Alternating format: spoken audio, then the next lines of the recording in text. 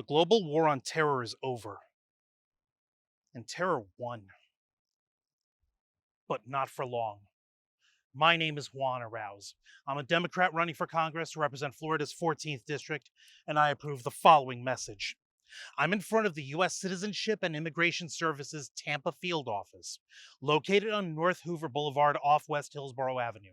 For years, this place was considered a gateway to the American dream for immigrants from all over the world.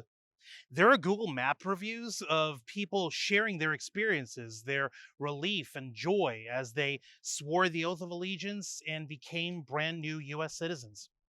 Unfortunately, now the building is stacked with hundreds of cars for ICE thugs to go out through our city streets and carry out the murderous, twisted, and cruel will of the Trump regime. Yesterday morning, on January 24th in Minneapolis, Minnesota, Alex Preddy, an ICU nurse who worked with Veterans Affairs, was murdered by ICE thugs in broad daylight. He was acting as an observer, defending immigrants from being harmed by this state-sponsored domestic terrorist group by recording their actions in public, as is his rights as a U.S. citizen. He carried both his smartphone to record video and a holstered, legally owned firearm.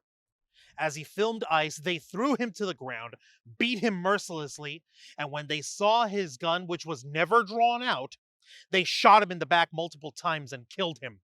This is the end result of what's called the imperial boomerang.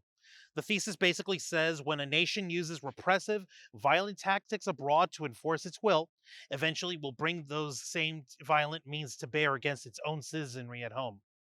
The French Martinique poet and politician Aimé Césaire coined the term back in 1950, using it to describe the violent doctrines of Nazi Germany and European colonialism. Césaire passed away in 2008. In the aftermath of 9/11, our government declared war against Al Qaeda in Afghanistan and then against Iraq, all in the name of revenge for the deaths of 2,996 people in our country, leading us into a quagmire of suffering that lasted over 20 years. They also founded the Department of Homeland Security, and with it came the Citizenship and Immigration Services and Immigrations and Customs Enforcement. One office to welcome people into America, and another to drive them away. The terrible violence and excessive death our military doled out against thousands of Middle Eastern people throughout the years of the global war on terror is well known and well documented.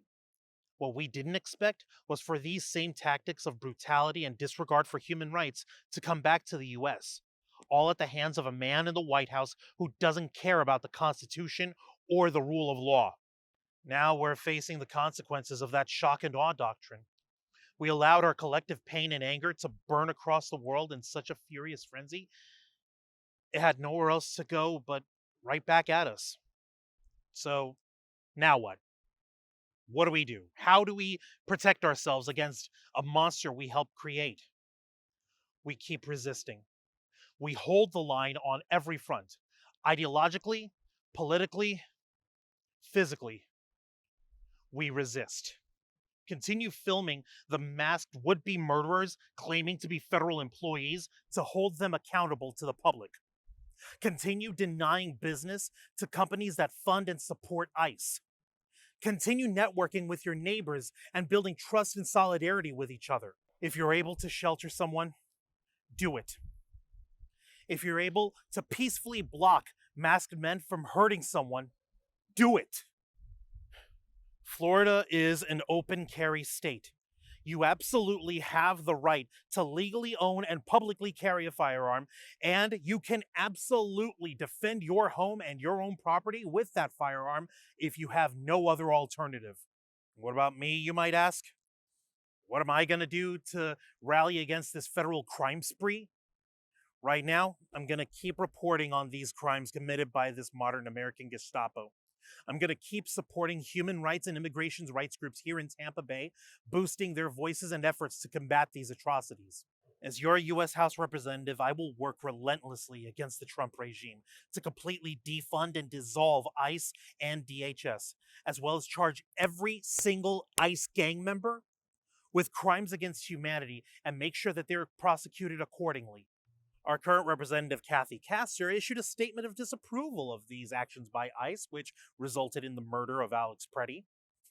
As if she herself, not even 2 days earlier, didn't just vote in favor of House Resolution 7148, the Consolidated Appropriations Act, to give the Trump regime more money to keep dismantling our democratic republic right before our eyes. Spare me your bullcrap crocodile tears, Kathy. After being in the House for 19 years, if you really cared from the start, none of this would be happening. Your voting record doesn't lie, Kathy. Remember that. When I come to Congress in 2027, I will oppose anything and everything this administration tries to weasel into law that's designed to cause more harm and suffering to the public, regardless of citizenship status. To do this, I'm going to need your help. My campaign is currently without any money at all.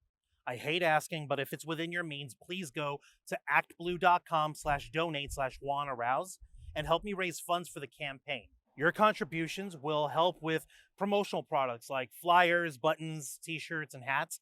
Your funds will also help keep the website open and hopefully expand the campaign to a dedicated office that can double as a mutual aid site for the community. Every dollar donated counts and will go a long way, especially with Representative Castor having roughly $14 million in the bank, donated by actions like AIPAC and the military-industrial complex. If we're going to defend Tampa Bay, we have to beat back the moneyed interests that have captured and corrupted our politicians. Terror may have won, but we are Americans. We are Tampeños, and we are far more powerful than the people in charge think we are. Help me get to Congress, and together, we will show the world that our love for our community is stronger than terror. Together, we can and will succeed. Thank you.